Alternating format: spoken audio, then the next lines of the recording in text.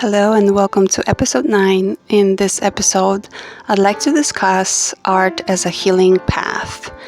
And this specific series, part 1 and 2, are going to deal with grief. This year, my grandmother had passed away, and I created this drawing here. I'm going to make a separate video about it because it was so profound for me. This year, I started to do a daily drawing based on the spiritual book by Elanya Van Zandt. And these are the daily things. So when my grandmother's birthday came around, I found this photo of a woman looking through the window, and something about it was so poetic. I decided to expand on that and create a painting that was kind of commemorating and thinking about grief. This woman looking through the window, looking at these curtains, kind of struck these memories about my grandmother. She loved different type of curtains. There were specialty stores in Poland and Warsaw where you can go and pick your favorite ones.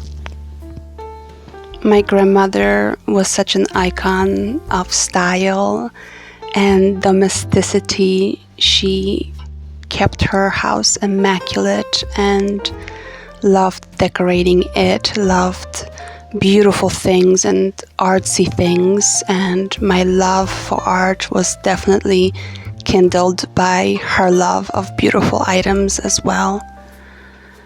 And even though this person here does not look like my grandmother always had short hair, but still it kind of reminded me of someone from my childhood for some reason.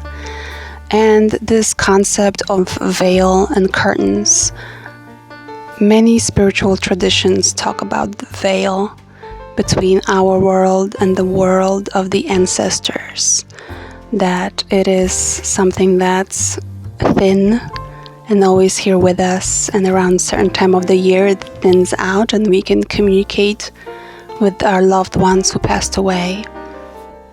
This image also makes me think about a metaphor for life.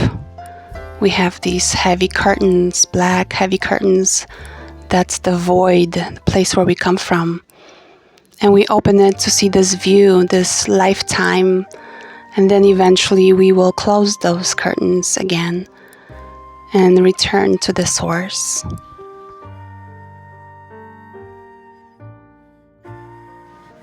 I wanted to use an image of a bird for many reasons. Birds are so symbolic.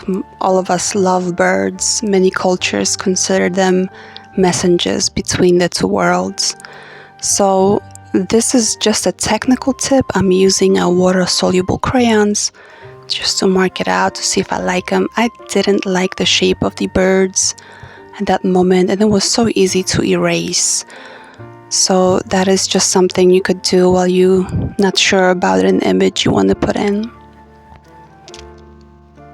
I played with the different birds and decided to put in one of my favorite, which is a swallowtail bird.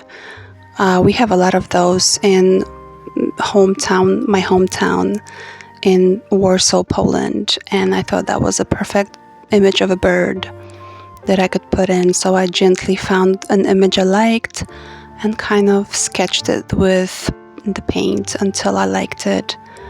I also kind of made the image blend in, as you'll see at the end.